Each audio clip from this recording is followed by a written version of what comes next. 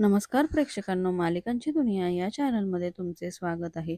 ठरलं तर मग या मालिकेच्या आजच्या महा एपिसोडमध्ये आपण बघणार आहोत की आता इकडे मात्र अर्जुन कल्पनाला समजावत असतो आणि त्याची बाजू एकदा तरी ऐकून घे असं सांगत असतो. तेव्हा मात्र कल्पना म्हणते, काय ऐकायचं? अस्मिताने तुला विचारलं होतं तेव्हा मात्र तू सांगितलंच नाही. आणि इकडे मात्र प्रिया त्या दोघांचं बोलणं बाहेर उभी राहून ऐकत असते. त्यानंतर अर्जुन म्हणतो, हो तरी पण आज मला माझी बाजू मांडायची आहे. मी हे का केलं हे तुला सांगायचं आहे. तेव्हा मात्र कल्पना काही ऐकून घ्यायच्या मूडमध्ये नसते, परंतु तरीही अर्जुन म्हणतो, आज तुला सगळं ऐकावेच लागेल. आणि असं म्हणून आता कल्पना काहीही बोलत नाही. दुसरीकडे मात्र सायली आता अर्जुनच्या विचारामध्ये असते आणि अर्जुनच्या त्या चिठ्ठ्या वाचत असते आणि अर्जुनची आठवण मात्र तिला येत असते. तेवढ्यातच तिच्या हातातल्या त्या चिठ्ठ्या काढून घेतल्यावर ती घाबरते आणि बघते तर समोर कुसुमताई असते आणि कुसुमताई म्हणते, तुला काय वाटलं ग? मधुभाऊ आलेत का? ते झोपले आहे मस्त, तू टेन्शन नको घेऊ. आणि असं म्हणून आता दोघीही हसू लागतात. त्यानंतर मात्र आता कुसुम ही सायलीजवळ बसते आणि तिला सांगू लागते, काय ग अजूनही अर्जुनच्याच विचारात आहे का? कसे आहात ना पण तुम्ही? अगदी मेसेज आणि फोनच्या काळामध्ये तुझा अर्जुन तुला चिठ्ठ्या लिहितो आहे. आणि आता त्यानंतर सायली म्हणते, हो ना. आणि दोघेही जण खूप खुश असतात. इकडे कुसुम म्हणू लागते, पण या चिठ्ठ्या सांभाळून ठेवा, तुमच्या मुलांना दाखवायला काम येईल. तर इतक्यात सायली लाजते. दुसरीकडे अर्जुन मात्र आईला समजावत असतो की खरं कारण हे आहे की सायलीला तर माहिती पण नव्हतं कॉन्ट्रॅक्ट मॅरेज म्हणजे काय असतं आणि हे मात्र कल्पनाला खरं वाटत नाही. तेव्हा अर्जुन सांगतो की हो, खरं तर मला हे कारण आहे की मला त्या तन्वीशी लग्न करायचं नव्हतं, म्हणून मी हे कॉन्ट्रॅक्ट मॅरेज केलं. आणि आता हे ऐकून मात्र कल्पना आणि बाहेर उभी असलेल्या प्रियाला मोठा धक्का बसतो. तेव्हा आता कल्पना म्हणते की हे कारण होतं म्हणजे तुझ्या कॉन्ट्रॅक्ट मॅरेजच्या मागे. तेव्हा अर्जुन म्हणतो, हो. तर कल्पना म्हणते, तुम्ही मग आम्हाला सांगायचं होतं, विश्वासात घेऊन आमच्याशी बोलायचं होतं. तेव्हा अर्जुन म्हणतो, मी तुझ्याशी बोलण्याचा खूप वेळा प्रयत्न केला, पण तुम्ही लोक ऐकायलाच तयार नव्हते. तुम्हाला फक्त ती तन्वी सून म्हणून पाहिजे होती आणि आदर्श सून तुम्हाला ती वाटते, अजूनही वाटते, पण तुम्हाला माहित नाही ती किती काळ्या मनाची मुलगी आहे. तेव्हा कल्पना म्हणते की तुम्ही अजून ओळखलेलंच नाही तिला. तर अर्जुन म्हणतो, नाही, ती मुलगी चांगली नाहीये. आणि हे ऐकून आता लगेचच प्रियाला खूप संताप होतो आणि ती म्हणते, मी काळ्या मनाची काय? आता दाखवतेस तुला.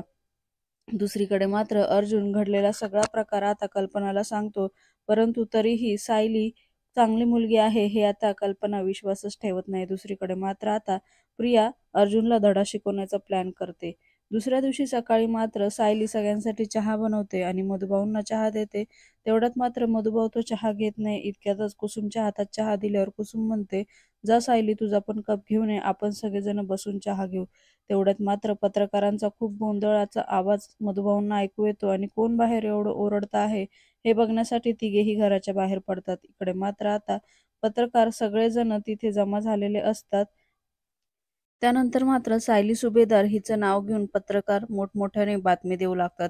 इतक्यात मात्र चाळीतले सगळे जण सायलीविषयी वाईट साईट बोलू लागतात, म्हणूनच ती इथे राहते आहे असं त्यांच्यावर चर्चा करू लागतात. दुसरीकडे आता सायली खूप घाबरते. तेव्हा मात्र कुसुम तिला सावरण्याचा प्रयत्न करते आणि आता चाळीतल्या बायकांचं बोलणं ऐकून सायलीलाही खूप मोठा धक्का बसतो. इकडे मात्र पत्रकार आता लगेचच सायलीकडे धाव घेतात. त्यानंतर सायलीला ते अनेक प्रश्न विचारू लागतात. मग तुम्ही कॉन्ट्रॅक्ट मॅरेज कसं केलं आणि यापुढे कसं करणार आहे? किती पैसे घेणार आहे? असे अनेक प्रश्न तिला विचारू लागतात. तेव्हा मात्र सगळेजण खूपच चिडतात आणि हा काय फालतू प्रश्न आहे असं सायली म्हणू लागते आणि ती खूपच पत्रकारांना ओरडते. पण तरी सुद्धा पत्रकार हे निर्लज्जपणे अजूनच तिला प्रश्न विचारू लागतात आणि म्हणतात की तुमच्या दोघांच्या संबंधातनं जर बाळ झालं असतं तर त्याचा सांभाळ कोणी केला असता? त्यानंतर तुम्ही बाळासाठी अर्जुन सुभेदारला ब्लॅकमेल करून त्यांच्याकडनं पैसे घेतले असते का? आणि आता त्यानंतर मात्र तुमचं नातं किती खोटं आहे असं ते म्हणू लागतात. तेव्हा सायली त्यांना ठणकावून सांगते की आमचं नातं खोटं नाहीये. मी कायदेशीर आणि विधिवत त्यांची पत्नी आहे. त्यामुळे आम्ही लग्न केलेलं आहे. मी नुसतीच त्यांच्या घरामध्ये राहत नव्हते. तरी सुद्धा आता पत्रकार मात्र अजिबातच सायलीला सोडत नाही आणि खूप जास्त प्रश्न विचारून त्रास देऊ लागतात. त्यानंतर मधुकर जोरात ओरडतात. तेव्हा मात्र आता पत्रकार त्यांच्याकडे फिरतात. म्हणजे ही तुमची मुलगी आहे, तुम्ही आहे मधुकर, असं म्हणून आता त्यांना प्रश्न विचारू लागतात. इकडे आता प्रियाला खूपच समाधान होतं आणि तिने प्लॅन ठरवल्याप्रमाणे सगळं काम होत असतं. इतक्यात पूर्ण आजीचा आवाज ऐकून ती म्हणते, बापरे, हे सगळं मी सहनच करू शकत नाही. तर लगेचच त्या म्हणू लागतात की काय झालं, काय नाही. तर ती मुद्दाम नाटक करत म्हणते की काही नाही काही नाही, आणि लगेच कल्पना म्हणते बघू मला तू काय बघते आहेस मोबाईलमध्ये, आणि आता लगेचच तिचा फोन काढून घेते. इकडे मात्र आता मधुकरला प्रश्न विचारू लागतात की काय हो तुम्ही आश्रम चालवतात ना, मग आश्रमातल्या मुलांचा अशा प्रकारे वापर करता का? तुम्ही जेलमधनं सुटण्यासाठी तुमच्या मुलीचा असा वापर करून घेतला का? आणि तेव्हा मात्र आता सायली म्हणते की माझ्या वडिलांविषयी काहीच बोलायचं नाही, आणि ते काय व्यक्ती आहे ना ते तुम्हाला नाही कळणार, आणि अजून ठणकावून सांगत असते. सायलीचा हा व्हिडिओ मात्र आता पूर्ण आजी आणि कल्पना बघत असतात. तेव्हा सायली सगळ्यांना सांगते की आमचं नातं हे पती-पत्नीचं आहे, खरं आहे आणि पवित्र आहे. आणि हे मात्र पूर्ण आजी पण ऐकते. दुसरीकडे आता लगेचच प्रिया म्हणू लागते की सायलीला तर काय, त्यांना तर काय अब्रू वगैरे नाहीये, पण आपली अब्रू जाते आहे ना, हे तिला कळतच नाही ना. आणि तेव्हा मात्र आता लगेचच कल्पना चिडते आणि ती विचारते, की हा सगळा मॅटर पण पत्रकारांपर्यंत गेलाच कसं काय? तेव्हा आता प्रिया घाबरते, पण लगेचच ती म्हणते, गेला कसं काय म्हणजे त्या सायलीनेच केलं असणार ना, पैशासाठी काय-काय करू शकते काय माहीत नाही. लगेच कल्पना म्हणते, आता ही मुलगी हळू माझ्या मनातनं अजूनच उतरत चालली आहे. इकडे मात्र आता सायलीला प्रचंड राग येत असतो. आणि एवढ्यात पत्रकार मात्र त्यांच्या प्रश्नांना उत्तरं पाहिजे म्हणून ओरडतच असतात. इतक्यात अर्जुन तिथे पोहोचतो आणि काय चाललं आहे हे सगळं असं विचारतो. तेवढ्यात आता प्रिया म्हणते, हे बघ मामी आता अर्जुन सुद्धा तिथे गेला आणि आता तो त्या दोघांची बाजू घेऊन बोलणार.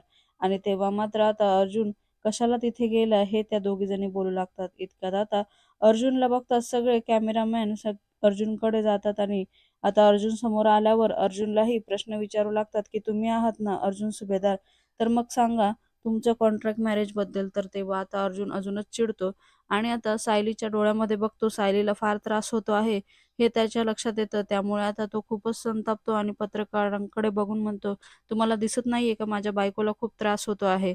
तेव्हा मात्र पत्रकार अनेक प्रश्न विचारू लागतात. तर मात्र आता अर्जुन म्हणतो की आत्ताच्या आत्ता इथनं निघायचं, नाहीतर तुमच्यावर अशा केसेस करेन ना की पुढचे 10 वर्ष तुम्ही जेलमधनं बाहेर नाही येणार. आणि सगळ्यात पहिली तर मी तुमच्यावर माझ्या पर्सनल आयुष्यावर आरोप केल्याबद्दल मानहानीची केस ठोकेल ना, तर त्यातनं कसे बाहेर याल ना, हे लक्षात ठेवा. आणि असं म्हणून तो आता पत्रकारांना वकिली भाषेत चांगल्याच पद्धतीने खडसावतो. त्यामुळे आता पत्रकार त्याला पुढचे काहीही प्रश्न विचारू शकत नाही, आणि आता मान खाली घालून तिथून निघून जातात. इकडे मात्र सायलीला आता अर्जुनचा फार अभिमान वाटू लागतो. दुसरीकडे कल्पना आणि पूर्ण आजी म्हणतात, की हा अर्जुन कशाला गेला असेल बरं तिथे? अजून वाढवा करायचा आणि बातमी अजून पसरवायची, हे त्या दोघीजणी बोलत असतात. इतक्यात मात्र आता लगेचच पुन्हा रडायचं नाटक करू लागते आणि म्हणू लागते, अजून काय काय मला बघावं लागणार आहे ना कळतच नाही, आणि रडतच तिथून ती प्रिया बाहेर पडते. तेवढ्यात मात्र पूर्ण आजी कल्पनाला म्हणते, मला तर खरंच कळत नाही की तन्वीला या सगळ्यातनं कसं काय बाहेर काढावं. दुसरीकडे मात्र आता हा सगळा प्रकार घडल्यामुळे अर्जुनला फारच टेन्शन आलेलं असतं, आणि आता अर्जुन मधुभाऊंशी सगळ्यांसमोर हात जोडून माफी मागू लागतो. तेवढ्यात मात्र आता तो काही बोलण्याआधीच मधुभाऊ म्हणतात, की माफी सुद्धा मागू नको आणि तोंडातून एक अक्षर सुद्धा काढू नको, कारण या सगळ्या गोष्टीला तूच कारणीभूत आहे. इतक्या दिवस मी शांत बसलो, पण तुम्हाला असं वाटत होतं, की मला काही समजत नाही, मी मूर्ख आहे. माझा नाईलाज होता. तर संक्रांतीला पण मी मान दिला तुला आणि इथे येऊ दिलं, पण हा सगळ्या गोष्टीचा माझा नाईलाज होता. आणि आता मात्र मधुभाऊ खूपच चिडलेले असतात, आणि आता ते अर्जुनला खूप काही बोलू लागतात, कारण या सगळ्या गोष्टीचा दोष ते अर्जुनला देतात. दोष दिल्यामुळे अर्जुनमुळेच हे सगळं झालं आहे असं तो दाखवतो. इकडे मात्र सायलीला जोरातच अर्जुनकडे ढकलतो, आणि आता अर्जुन मात्र सायलीला सावरतो. तेव्हा मधुभाऊ म्हणतो की तुला माहिती आहे आणि मलाही माहिती आहे तुम्ही दोघांचं काय चाललं आहे हे मला कळत नाही असं तुम्हाला वाटतं, पण मी एवढा मूर्ख नाहीये, मला सगळं समजतं आहे. पण आता इथून पुढे लक्षात ठेवायचं, इथं पाय सुद्धा ठेवायचा नाही. आणि सायलीलाही खडसावतो की आता इथून निघाल्यावर सरळ स्वयंपाकघरात बसायचं, खिडकीमध्ये सुद्धा डोकवायचं नाही. आणि आता असं बोलून झाल्यावर आता अर्जुनचा मधुकर हात पकडतो आणि ओढत ओढतच अर्जुनला चाळीच्या बाहेर काढतो. इकडे मात्र सायली खूपच घाबरते, आणि कुसुमताई आणि सायली मात्र मधुभाऊंना अडवण्याचा खूप प्रयत्न करतात, आणि अर्जुन पण माझं एकदा ऐकून घ्या असं म्हणू लागतो. परंतु आता मधुभाऊ काही ऐकून घेत नाही, आणि अर्जुनला मात्र चाळीच्या बाहेर जोरातच फेकतात. आता चाळीच्या बाहेर फेकल्यानंतर पुन्हा त्याला सांगतात की इथे पाऊल ठेवायचं नाही, आणि आता इथे पुन्हा कधीच यायचं नाही असं म्हणून आता खडसावून चाळीचं गेट लावून घेतात. त्यानंतर मात्र आता सायली अर्जुन सर म्हणून खूपच ओरडू लागते. दुसरीकडे अर्जुन सुद्धा मधुभाऊ माझं एकदा ऐकून घ्या असं म्हणू लागतो, पण मधुभाऊ अजिबात दोघांचंही ऐकून घेत नाही. आणि आता मात्र तो चांगलाच अर्जुनला सगळ्यांदेखत खडसावतो आणि तुझा माझा काही संबंध नाही, इथून पुढे इथे यायचं नाही, असं पुन्हा पुन्हा सांगत आता तो गेट लावून घेतो. इकडे मात्र गेट लावून घेतल्यावर सुद्धा सायली अर्जुनसाठी धावा करत असते, परंतु आता अर्जुनही काही बोलू शकत नाही, कारण आता मधुभाऊ कोणाचंच ऐकूच घेत नाही. दुसरीकडे आता मधुभाऊ सायलीला सुद्धा ओढत ओढत घरामध्ये घेऊन जातात, तेव्हा मात्र अर्जुन उठून उभा राहतो आणि एकदा माझं ऐकून घ्या मधुभाऊ असं म्हणून ओरडू लागतो. इकडे मधुभाऊ सायलीला डायरेक्ट किचनमध्ये ढकलतात आणि म्हणू लागतात की आता इथून बाहेर पडायचं नाही. त्यानंतर मात्र ते घरातल्या सगळ्या खिडक्यांना कुलूप लावून घेतात, आतून दरवाजे बंद करून घेतात आणि हा सगळा प्रकार बघून आता सायलीला फारच वाईट वाटू लागतं. दुसरीकडे मात्र आता अर्जुन मधुभाऊ ऐकून घ्या, मधुभाऊ ऐकून घ्या असं म्हणून ओरडू लागतो आणि आता स्वतःच्याच हाताने गेट खोलून पुन्हा मधुभाऊंशी बोलण्यासाठी आत जाण्याचा प्रयत्न करू लागतो. पण तिथं असलेले काही मुलं आता त्याला आतमध्ये शिरू देत नाही आणि आता पुन्हा त्याला लाथ मारून धक्का मारून बाहेर काढतात. त्यानंतर गेट लावून घेतात आणि ते 4-5 जण सुद्धा बाहेर येतात. तेव्हा अर्जुन मात्र पुन्हा उठून उभं राहतो आणि मला खरंच जाऊ द्या, मला बोलायचं आहे असं म्हणू लागतो. तेव्हा ती म्हणतात की तू आमच्या ताईच्या भावनांशी खेळला आहे, तिचा गैरफायदा घेतला आहे, तुला आता आम्ही सोडणार नाही. दुसरीकडे मात्र आता घडलेला सगळा प्रकार प्रतापला कल्पना सांगत असते आणि हे ऐकून मात्र आता प्रतापला फारच टेन्शन येतं की काय चाललं आहे या मुलाचं. हा मुलगा आपल्या भावनांची आणि अब्रूची जराही किंमत करत नाही, काही समजतच नाहीये मला.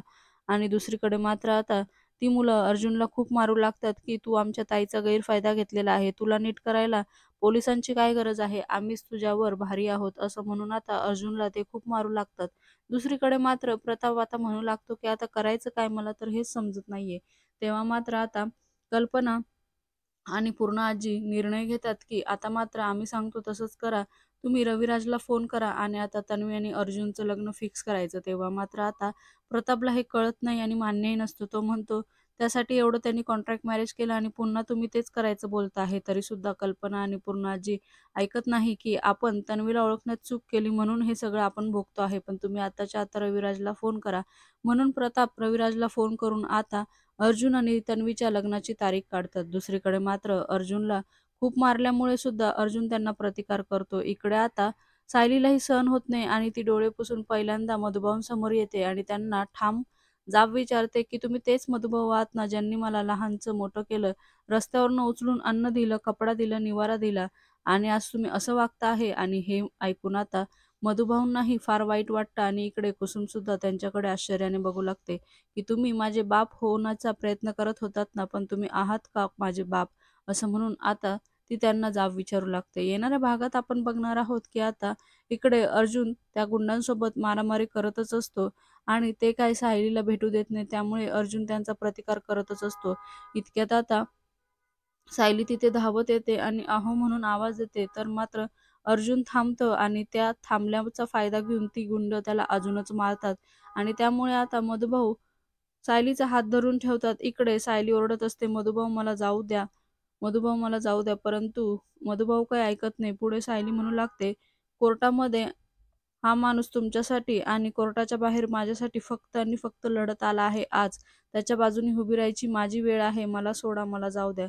इकडं मात्र आता अर्जुन जमिनीवर कोसळतो. तेव्हा मात्र आता सायली जोरातच मधुभाऊंचा हात झटकते आणि धावतच अर्जुनकडे जाते आणि अर्जुनला उठवण्याचा खूप प्रयत्न करते.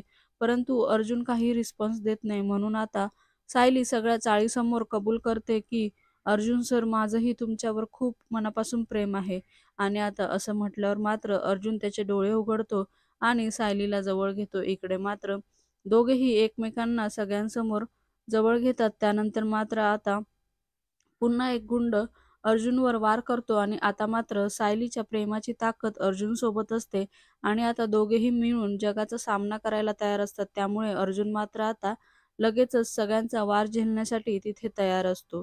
दुसरीकडे मात्र आता कल्पना आणि घरातल्या सगळ्यांनीच अर्जुन आणि तन्वीचं लग्न ठरवलेलं असतं आणि इकडे मात्र आता अर्जुन आणि सायली सगळ्या अख्ख्या जगाशी लढण्यासाठी त्यांच्या प्रेमाची ताकद दाखवण्यासाठी आता तयार झालेले असतात. मालिकेच्या अशाच नवनवीन भागांसाठी आपल्या चॅनलला नक्की लाईक करा, शेअर करा, सबस्क्राईब करा.